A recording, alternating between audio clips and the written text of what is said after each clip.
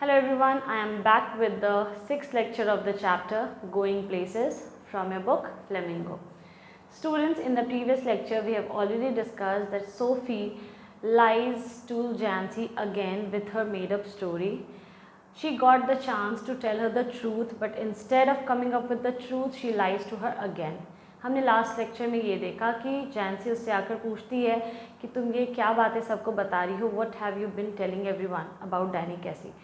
तो उसे सच बताने का मौका मिला था, वो चाहती तो एटलीस्ट अपनी फ्रेंड से सब कुछ सच बता सकती थी, but instead of that she lies to her again. वो फिर से उससे भी वही सेम मेड अप स्टोरी, अपनी कहानी बनाई हुई कहानी सुना देती है उसको, और वो उससे आधा झूठ बोलती है। वो सिर्फ इतना बताती है अपनी कहानी कि वो कैसे कैसे उससे मिली, ऑटोग्राफ, दोनों के पास पेपर नहीं था, she asked for the autograph but neither of them had the pen और पेपर। वो ये नहीं बताती है कि वो नेक्स्ट वीक मिलने वाली है डैनी कैसी से, दैट मीन्स अपने डेट के बारे में जो झूठ उसने बोला है वो ये बात जैंसी को नहीं बताती है। And now we also saw that it's next week, अगला हफ्ता आ जाता है, and she has gone to a place to actually meet Danny Casey. But can you imagine, this is all a fantasy, ये उसकी बनाई हुई कहानी है, जिस कहानी में वो डैनी कैसी से मिलती है, और उस कहानी में डैनी कैसी, उस इमेजिनेशन में डैनी कैसी उससे कहता है कि वो उससे मिलेगा। ये उसकी मेडअप स्टोरी है, और ये इस मेडअप स्टोरी को रीलिव करने के लिए, जीने के लिए वो वहाँ चली गई है। That means in reality she is at a place to meet Danny Casey. वो एक जगह पे गई है जहाँ पे उसे उम्मीद है कि डैनी कैसी आएगा और वो उससे मिलेगी। I don't know what kind of fantasy world she is living in. This is highly this is highly, you can say, insane. This is highly insane. ये reality नहीं है, imaginary और fantasy world, this is extreme. Now we'll see what happens next. अभी तो वो इंतज़ार कर रही थी, एक वो थोड़ा सा अपनी चाइल्डहुड मेमोरी को भी रिलीव करती है। वो एक जगह पे जाके बैठती है, वहाँ पे एक वुडन बेंच होता है। वो हमेशा से फैंटेसाइज करती थी कि किसी दिन कभी वो किसी से यहाँ पे मिलेगी, यानी कि उसका फर्स्ट डेट यहीं पे होगा, और वो उसी जगह पर अभी पहुँच गई है और उम्मीद कर रही है कि डैनी वहाँ पे आएगा, जो कि बेसलेस है। ये होप, ये उम्मीद, ये बिल्कुल ही बेसलेस है, but also she is hopping. Now for some while waiting, she imagined his coming. She watched along the canal, seeing him come out of the shadows, imagining her own consequent excitement. Not until some time had elapsed did she begin balancing against this idea of his not coming. अब हमने ये देखा कि वो वहाँ बैठ कर के इंतज़ार कर रही होती है, तो बैक ऑफ अ माइंड उसे पता है कि ये सब उसका इमेजिनेशन है, डैनी कैसी ने उसको ऐसा कोई प्रॉमिस एक्चुअली में किया नहीं है, लेकिन वो पल पल में इमेजिनेशन क्रिएट करती है। हर एक सेकंड में उसे एक नया इमेजिनेशन आता है। तो अभी वो वहाँ बैठी हुई तो थी डैनी कैसी से मिलने के लिए, सडनली वो इमेजिन भी करने लगती है कि वहाँ कैनल से होते हुए डैनी कैसी शैडो में से निकल के आ रहा है। वो इस चीज़ को भी इमेजिन कर रही है कि अगर डैनी कैसी आएगा तो वो मोमेंट कैसा होगा। तो she is imagining that she imagined his coming, she watched, वो कैनल की तरफ दूर से दूर तक देख रही है, seeing him come out of the shadows, और वहाँ अंधेरा है, बहुत सारे परछाइयाँ हैं, उस परछाइयों में से निकलता हुआ वो बीच से आया। Imagining her own consequent excitement, और वो जो इमेजिनेशन था, उस इमेजिनेशन से उसको एक कॉन्सिक्वेंट एक्साइटमेंट भी हुआ, उसके फलस्वरूप उसे एक रश भी हुआ उसकी बॉडी में, जो टीनेज एक्साइटमेंट होता है जब आप अपने क्रश को देखते हो। कॉन्सिक्वेंट एक्साइटमेंट, इसी टाइप का एक्साइटमेंट उसे रियल में महसूस हो रहा है। तो आई टोल्ड यू कि कुछ टीनेजर्स ऐसे होते हैं, कुछ ऐसे एडोलसेंट, ये जो फेज़ है ये एक्चुअली इतना हार्मोनल चेंजेस का टाइम होता है बॉडी में कि your activities are at quite a peak. आपकी कोई भी एक्टिविटी या तो एक्सट्रीम होती है, इस तरीके का इमेजिनेशन दिमाग में इतना ज़्यादा होता है, और स्पेशली जब ये आपके लव लाइफ और आपका क्रश और इन्फैचुएशन, ये सारी चीज़ें इस टाइम पे बहुत ज़्यादा होती हैं। अट्रैक्शन टू ऑपोजिट सेक्स कोई बहुत हैंडसम, बहुत सुंदर, ब्यूटीफुल लड़का या लड़की आपको ऑपोजिट जेंडर की तरफ बहुत ज़्यादा अट्रैक्शन फील होता है। तो ये तो ऑलरेडी एक इमेजिनरी वर्ल्ड में अपने आप को डैनी कैसी की गर्लफ्रेंड इमेजिन कर चुकी है, ये डेट पे भी वहाँ पे पहुँच गई है। अब ये उस सिनेरियो को भी इमेजिन करिए कि वहाँ से वो आएगा, तो इसके बॉडी में वो रश भी है, इसको एक्साइटमेंट भी फील हो रहा है कॉन्सिक्वेंट, कि ये जैसे ही सोचती है तो इसको उसके फलस्वरूप एक एक्साइटमेंट फील होता है, ठीक है। Until some time she elapsed, not until some time had elapsed, she began balancing against this the idea of his not coming. फिर कुछ समय बीत जाता है, elapsed यानी पास हो जाता है। कुछ समय जैसे ही बीतता है, अब इसके दिमाग में ये बात तो है कहीं ना कि वो नहीं आएगा, क्योंकि वो उसे डैनी कैसी को दूर दूर तक ऐसी कोई बात मालूम ही नहीं है, ये तो इसका इमेजिनेशन है। तो इस आइडिया को भी साथ ही साथ बैलेंस कर रही है, उसका आना ये इमेजिनेशन भी कर रही है, साथ ही साथ इसका ब्रेन इसको बार बार बोल रहा है कि वो तो आएगा ही नहीं, ही इज़ नॉट कमिंग, वो आने वाला नहीं है। Here I sit, she said to herself, और वो खुद से बातें करने लगी और खुद को कहती है कि एक हम हैं कि यहाँ बैठे हुए हैं। विशिंग डैनी वुड कम, इस उम्मीद में कि डैनी आएगा। Wishing he would come and sensing the time passing, और वो इमेजिन कर रही है कि मैं इस उम्मीद में यहाँ बैठी हुई हूँ कि डैनी कैसी आएगा और हम दोनों मिल कर के बातें करेंगे, और मैं अकेले बैठ कर के यहाँ टाइम पास कर रही हूँ उल्टा। I feel the pangs of doubt stirring inside me, और उसे हल्का हल्का पेन फील हो रहा है। पैंग्स जैसे चुभन होती है ना, उसको कहते हैं पैंग्स। उसको एक पेनफुल ऐसा लग रहा है कि कोई प्रिक कर रहा है, उसको बार बार डस रहा है अंदर। पैंग ऑफ डाउट, उसके मन में एक दुविधा है, उसके मन में एक डाउट है। ऑब्वियसली ये डाउट होगा, डाउट की तो बात ही नहीं है यहाँ, डाउट तो कोई संदेह हो ही नहीं सकता। डाउट मीन संदेह, यहाँ तो संदेह की बात ही नहीं है, लेकिन उसके दिमाग में पता नहीं ये संदेह आ रहा है, बार बार उसको पिन कर रहा है वो कि पता नहीं वो आएगा या नहीं, पता नहीं वो आएगा नहीं, उसके दिमाग में ये स्टर कर रहा है, घूमे जा रहा है ये चीज़, जबकि नहीं आने का तो कोई चांस ही नहीं है, ठीक है, नहीं ही आएगा, this is the answer.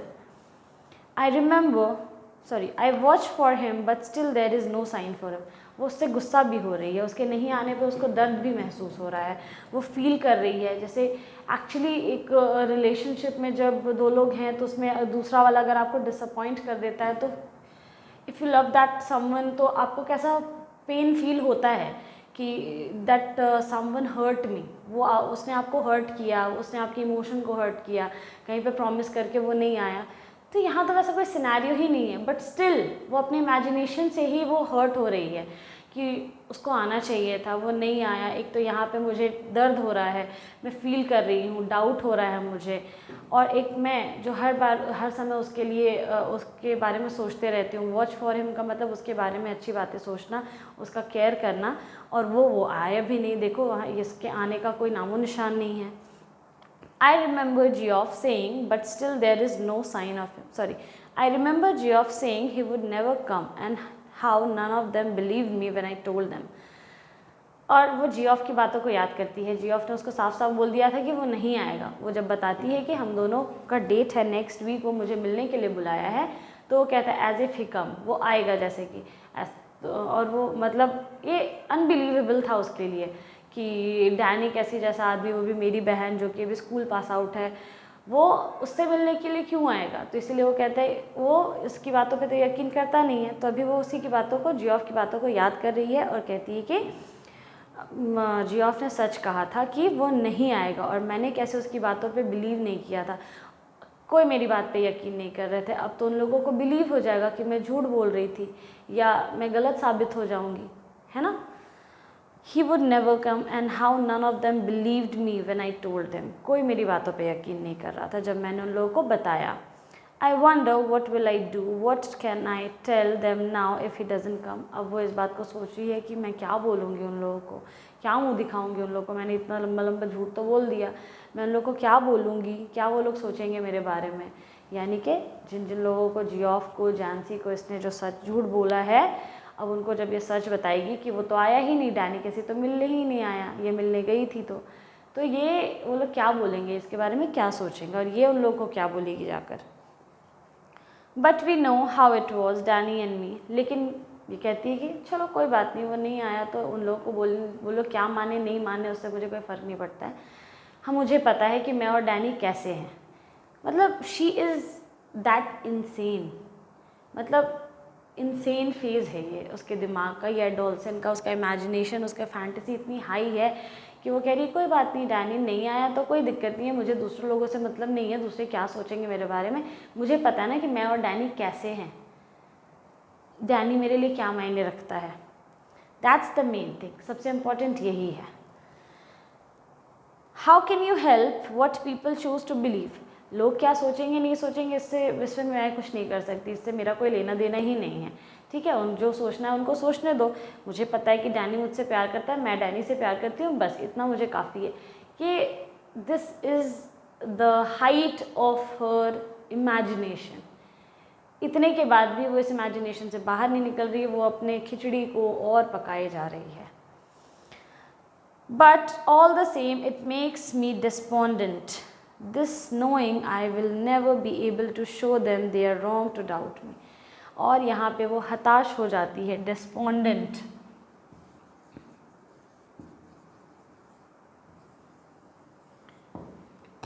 Last में ये सब सोचते सोचते वो हताश हो जाती है और कहती है कि मुझे पता है कि ये लोग कभी भी मेरी बातों का यकीन नहीं करेंगे, लेकिन कितना अच्छा होता ना कि मैं इनको गलत प्रूफ कर पाती। अब मैं इनको कभी भी गलत प्रूफ नहीं कर पाऊँगी। गलत प्रूफ कैसे? कि वो लोग, जियोफ का कहना था कि वो तुम मुझसे मिलने जाओ, वो नहीं आएगा। उसने भले तुम्हें, मतलब वो जो स्टोरी बताई थी कि उसने मुझे बोला है कि मैं तुमको अगली बार ऑटोग्राफ दूंगा, तुम मुझसे मिलने के लिए आना। तो जियोफ कहता है कि वो नहीं आएगा, ठीक है। तो उन लोगों को इसकी बातों पे यकीन नहीं था। तो आज अगर वो मिलने आ जाता है तो वो लोग तो गलत प्रूफ हो जाएंगे ना, तो वो तो आएगा नहीं, तो ये भी कभी उन लोगों को गलत प्रूफ नहीं कर पाएगी। सो ये इसके दिमाग में चल रहा है अभी। She waited, measuring in this way the changes taking place in her. वो इंतज़ार करती रहती है और उसके दिमाग, उसके टाइम जो है उसके अंदर चेंजेस ला रहा है।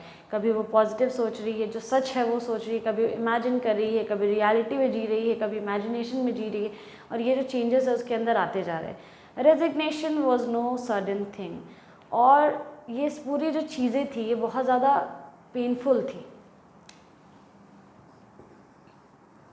रेजिग्नेशन मतलब क्विट कर देना, छोड़ देना, ठीक है। तो वहाँ से जाना, वो वहाँ से चले जाना, उससे उसकी हिम्मत नहीं हो रही थी, वो बहुत पेनफुल था। वो वहाँ से, उसको दुख हो रहा था कि डैनी कैसी उससे मिलने नहीं आया, या वो नहीं मिल पाएगी डैनी कैसी से। ये बातें उसको इमेजिनेशन और रियलिटी दोनों ही के बीच में वो झूल रही है, जो कि काफ़ी पेनफुल है। और वहाँ से वो उठना चाहती है लेकिन वो नहीं जा पा रही है, वो वहाँ से जाना चाहती है। Resignation was no sudden thing, लेकिन वो इतना पेनफुल है कि सडनली वो वहाँ से उठ भी नहीं पा रही है। Now I have become sad she thought, और वो खुद ही सोच रही है कि अब तो मैं उदास हो गई हूँ, अब मैं निराश हो गई हूँ। And it is a hard burden to carry this sadness, लेकिन और ये जो दुख का बोझ है, ये जो सैडनेस है कि वो नहीं आया, या मैं उससे नहीं मिल पाऊँगी, या मैं उन लोगों को गलत नहीं साबित कर पाऊँगी, ये बहुत भारी है, ये बोझ है बहुत बड़ा, ये मुझसे कैरी नहीं हो रहा है। बर्डन मीन्स बोझ, इस बर्डन को मैं कैरी नहीं कर पा रही हूँ। Sitting here, waiting and knowing he will not come, I can see the future and how I will have to live with this burden.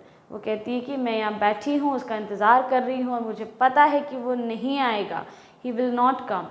I can see the future, मुझे साफ साफ मेरा भविष्य दिखाई दे रहा है। वो भविष्य ये है कि and how I will have to live with this burden, मुझे साफ साफ दिखाई दे रहा है कि इस बोझ के साथ मुझे ज़िंदगी भर रहना पड़ेगा। अभी मैं यहाँ बैठी हूँ, उसका इंतज़ार कर रही हूँ, और मुझे पता है कि वो नहीं आएगा, और ये बात, ये ज़िंदगी भर मुझे खाएगी, ये बहुत बड़ा बोझ है जो ज़िंदगी भर मुझे उठाना पड़ेगा, ये मुझे साफ साफ दिखाई दे रहा है। She is somewhere else. They of course will doubt me as they always doubted me. I will have to hold up my head remembering how it was. वो कहती है कि उन्हें हमेशा से मुझ पर संदेह था, और आज फिर वो मुझ पर संदेह करेंगे, क्योंकि वो घर जाएगी तो वो फिर से कोई दूसरी कहानी बनाएगी, दूसरी कहानी भी बनाएगी तो भी लोग उस पर डाउट ही करेंगे, क्योंकि उसके पास फिर से कोई प्रूफ नहीं होगा। कब तक झूठ बोलेगी? तो अगर वो ये बता भी देती है फिर भी लोग इस पर डाउट ही करेंगे जैसे हमेशा से करते थे। सच भी बताए तो भी संदेह, नहीं बताए तो भी संदेह, दोनों ही चीज़ें हैं। तो ये कहती है कि लेकिन मुझे अपना हेड हाई करके ये याद रख के चलना होगा कि ये लोग मुझे डाउट करते हैं तो करने दो, मैं और डैनी कैसे हैं मुझे अच्छे से पता है, मुझे कोई फ़र्क नहीं पड़ता कि लोग मेरे बारे में क्या सोचते हैं। I will have to hold up my head, अपने सर को ऊंचा करके उसको चलना होगा। रिमेंबरिंग हाउ इट वॉज, उसे याद रखना होगा। वो हमेशा बस इस बात को याद करके रखेगी कि वो और डैनी, उनका प्यार बहुत सच्चा है। खैर, already I envisage the slow walk home and Geoff's disappointed face when I tell him. उसने ऑलरेडी प्रेडिक्ट कर लिया था। envisage का मतलब इमेजिन कर लेना, ठीक है। उसने ऑलरेडी इस बात को इमेजिन कर लिया था कि कैसे वो घर जाएगी, वो जो जियोफ को जब बताएगी तो जियोफ का चेहरा कैसा डिसअपॉइंटेड हो जाएगा। ये सब चीज़ को ऑलरेडी वो धीरे धीरे चलते चलते इमेजिन कर रही है। वो उठती है, चलना शुरू करती है और इमेजिन करती जाती है। और सबसे पहले जियोफ का डिसअपॉइंटेड, दुखी चेहरा, निराश चेहरा उसके सामने आता है। He didn't come, that Danny, और वो बोलेगा वो नहीं आया ना डैनी।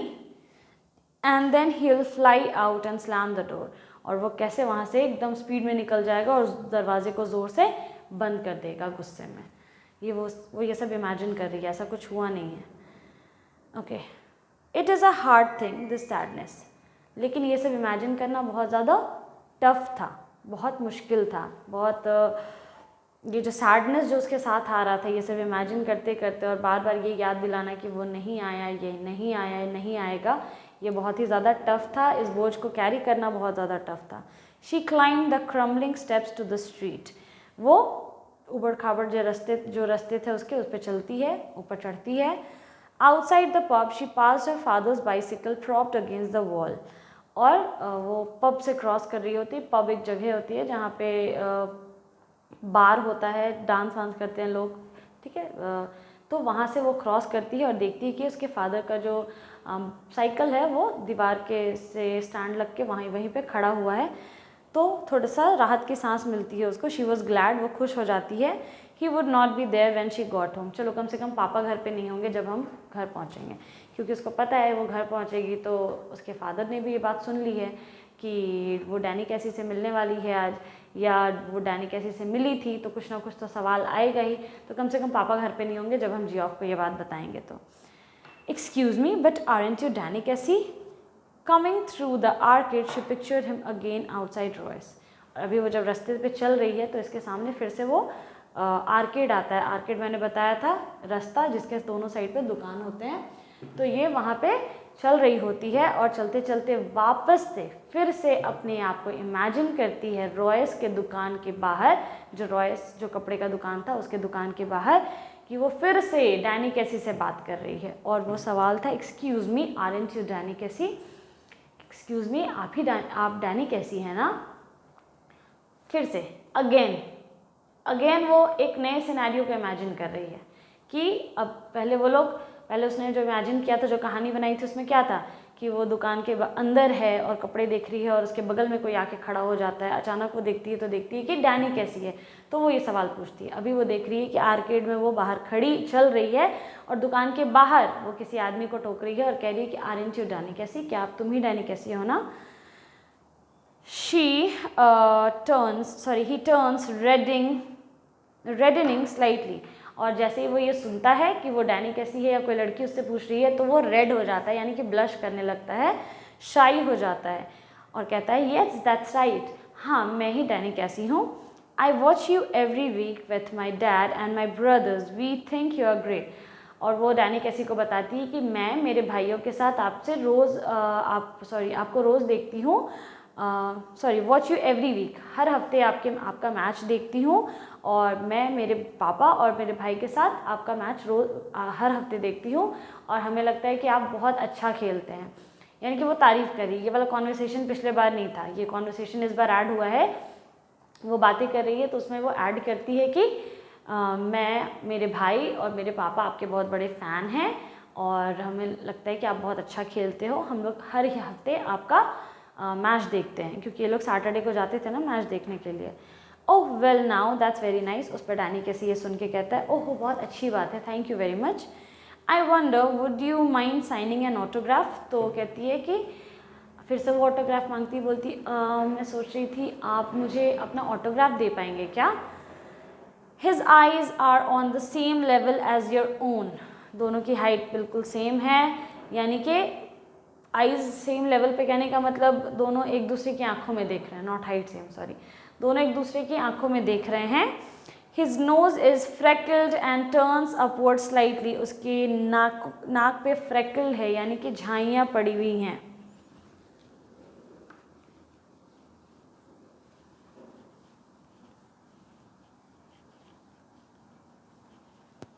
उसके नाक पे फ्रेकल्ड झाइयाँ हैं, दाग हो जाते हैं ना वैसे, झाइयाँ हैं। एंड टर्न्स अपवर्ड स्लाइटली, और उसकी नाक जो है वैसे थोड़ी सी मुड़ी हुई है ऊपर की तरफ। And when he smiles he does so shyly exposing teeth with gaps between. और जब वो स्माइल करता है तो बहुत शर्मा के स्माइल करता है, मुस्कुराता है, बहुत शर्म से शर्माते हुए मुस्कुराता है। और जब वो शर्माता है तो उसके दांत दिखते हैं, और उसका जो दांत है उसके बीच में गैप है वो भी दिखाई देता है। His eyes are green. उसकी आंखें बहुत ही ज़्यादा ग्रीन हैं। When he look straight at you they seem to shimmer. और जब उसकी आंखें आपको दिखती हैं तो कैसे दिखाई देती हैं, जैसे कि उसमें कोई चमक है ना। जब डैनी कैसी आपकी आंखों में यानी कि उसकी आंखों में, सोफ़ी की आंखों में देखता है तो उसमें एक चमक होती है, चमचमाहट होती है, दैट इज शिमर। उसकी आंखों में एक चमचमाहट होती है डैनी कैसी की आंखों में। दे सीम जेंटल ऑलमोस्ट अफ्रेड। उसकी आंखें बहुत ही ज़्यादा नर्म हैं और डरी डरी सी हैं, छोटी सी डरी डरी सहमी सहमी सी आँख है उसकी। Like a gazelle. और वो बिल्कुल उसकी आंखें किसके जैसी दिखाई देती हैं, गज़ेल। गज़ेल का मतलब होता है एक छोटा सा मासूम सा रेंडियर बारहसिंगा, ठीक है, छोटा सुंदर सा बारहसिंगा, उसके जैसे उसकी आंखें कैसी होती है, एकदम छोटी सी प्यारी सी। वैसे ही ये डैनी कैसी के आंखों को डिस्क्राइब कर रही है, डैनी कैसी के अपीयरेंस को डिस्क्राइब कर रही है कि वो स्माइल करता है तो कैसा दिखता है, उसकी आंखें किस कलर की है, वो उसके नाक कैसे हैं, उसका हाइट कैसा है, वगैरह वगैरह। You let his eyes run over you a little and then you come back to find them slightly breathless.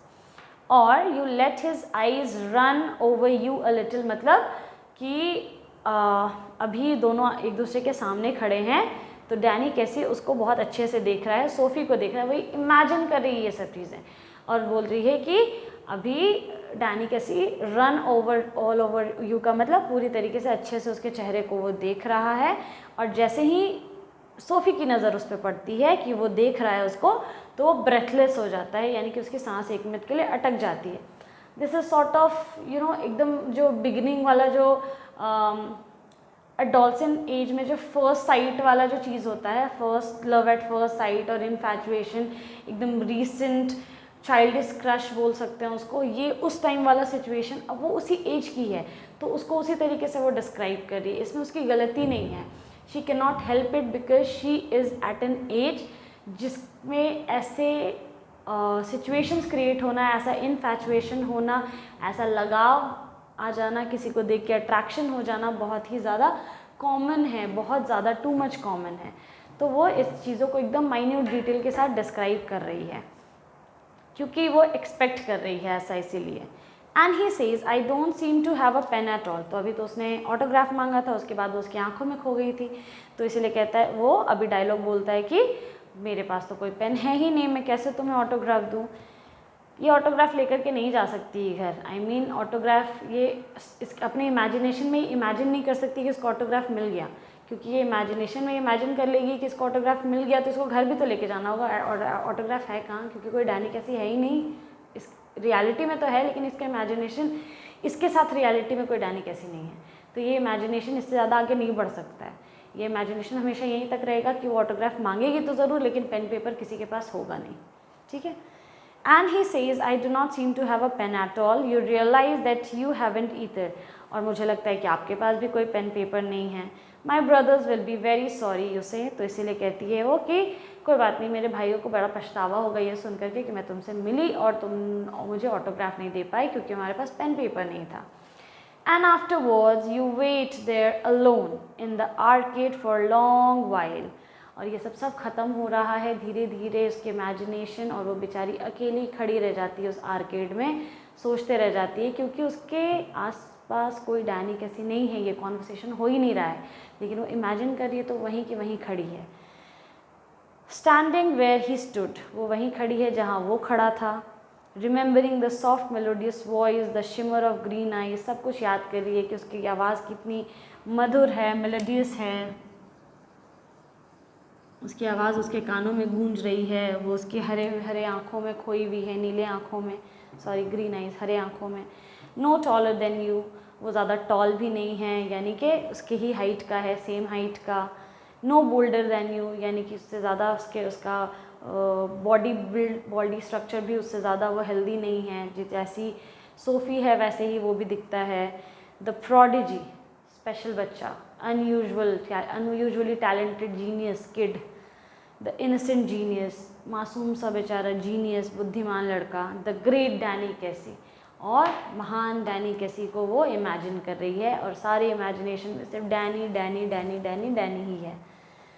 उसकी आंखें हो, वो प्रोडिजी हो, जीनियस हो, मासूम हो, सब कुछ बस वो इमेजिनेशन है, और वहीं पे वो खड़े खड़े सारे सिनेरियो को इमेजिन कर रही है। And she saw it all again, वो फिर से सारी चीज़ों को रीलिव कर रही है, फिर सोच रही है। लास्ट सैटरडे, पिछले सैटरडे को क्या होता है। Saw him ghost pass the lumbering defenders, heard the 50,000 catch their breath as he hovered momentarily over the ball. अगला हफ्ता आया फिर से सैटरडे, और वो the ghost past of lumbering defenders, ghost past का मतलब लास्ट हफ्ते जब ये लोग मैच देखने गए थे तो ये उसी मैच को याद करिए कि किस तरीके से उस दिन तो डैनी किसी असली में था। जब ये लोग मैच देखने के लिए गए थे, जियोफ ऊपर अपने दोस्तों के साथ बैठा था, इसके फादर डेरेक और ये नीचे गोल के पास बैठे थे, वहाँ डैनी कैसी असली में था, ठीक है। उसने जो गोल किया था वो भी असली था। तो ये उस टाइम को याद करी है कि किस तरीके से इसके जो डिफेंडर्स थे, जिन्होंने इसको गोल करने से जो बहुत ज़्यादा रोक रहे थे, लेकिन ये नहीं माना, और ये सक्सेसफुली गोल कर देता है बड़े प्राउडली, और ये भी बहुत प्राउड हो जाती है। ये उस चीज़ को फिर से याद कर रही है। लंबरिंग का मतलब होता है लकड़ी काटने का काम, किसी चीज़ को काटते हुए आगे बढ़ना, ठीक है। तो ये अब उन डिफेंडर्स को ऐसे पीछे छोड़ते हुए, कट करते हुए उनको पीछे छोड़ते हुए आगे बढ़ता है और गोल करता है। Heard the 50,000 catch their breath, वहाँ जितने 50,000 50,000 जो स्पेक्टेटर्स थे सबकी सांसें थम गई थी। As he hovered momentarily over the ball, और वो धीरे धीरे किस तरीके से बॉल को लेकर के हवर कर रहा था। हवर का मतलब मंडरा रहा था, जैसे फुटबॉलर्स वहाँ डिफेंडर्स खड़े हैं तो उनके बीच से इधर उधर से निकलते हुए जाना पड़ता है ना, तो बॉल के साथ कैसे कैसे इधर उधर हो रहा था, तो ऑडियंस की सांस रुक जाती, पता नहीं हो पाएगा, गोल हो पाएगा कि नहीं हो पाएगा कि नहीं। तो वो and then the explosion of sound as he struck it crispy into the goal, और सडनली वो बॉल को एक ज़ोर से मारता है और वो क्रिस्प साउंड सुनाई देता है। एक्सप्लोजन, थंडर होता है, फटता है, जैसे बिजली कड़की हो, एक्सप्लोजन हुआ हो, कुछ बॉम्ब फटा हो, वैसे वो बॉल की आवाज़ अचानक से सुनाई देती है और वो जाकर के सीधा गोल को लगता है, यानी स्कोर हो जाता है। The sudden thunderous eruption of exultant approbation, और सडनली क्या होता है कि तालियों की गूंज, अचानक से ऐसा लगता है बिजली कड़कने लगी है। इरप्शन होता है, अचानक से कुछ उठ जाता है, भूचाल उठना, विस्फोट होना, मीनिंग सबका थंडरस, बिजली कड़कने जैसा, देन इरप्शन, विस्फोट होना, देन एक्सल्टेंट का मतलब मग्न, सब चीखने लगते हैं।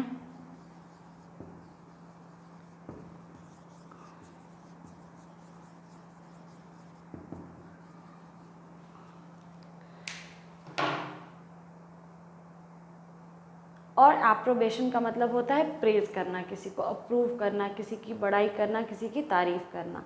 तो ये उस गोल को फिर से इमेजिन करिए। लास्ट सैटरडे जो इसने मैच देखा था उसमें डैनी कैसी ने किस तरीके से गोल लिया था और वो मैच जीत जाता है। यूनाइटेड जो उसका टीम है वो डैनी कैसी के गोल की वजह से जीतता है ना, तो वापस से उस वहीं आर्केड में खड़ी खड़ी उस सीन को इमेजिन कर रही है, सोच रही है उसके बारे में। So this was the chapter. Finally it has come to an end and we saw that the chapter was totally based on a teenage girl, an adolescent who is in a phase of adolescence, and she lives in her fantasy world which is extremely imaginary. वो एक ऐसी दुनिया में रहती है जो कि सिर्फ कम्प्लीटली इमेजिनेशन पे बेस्ड है। वो अभी तक हमने एक भी चीज़ सोफ़ी के बारे में जो जितनी भी चीज़ें हमने देखी उसमें से एक भी चीज़ ऐसा नहीं था जो प्रैक्टिकल लाइफ में जी रही थी, एक भी चीज़ नहीं, from the beginning to end. तो उसकी अपने आसपास की जो दुनिया है वो एक बबल है, वो बबल में जीती है और उसी बबल के अंदर उसने अपनी दुनिया, हर पल में वो एक नई इमेजिनेशन को क्रिएट करती है और वो उसी में रहना पसंद करती है। So but this is not false, ये झूठ नहीं है, this is actually a sign or a trait of adolescent phase. हमने हीरो वर्शिप देख लिया इस चैप्टर में। So I guess you have already understood this chapter so far and the chapter is completed. So thank you very much.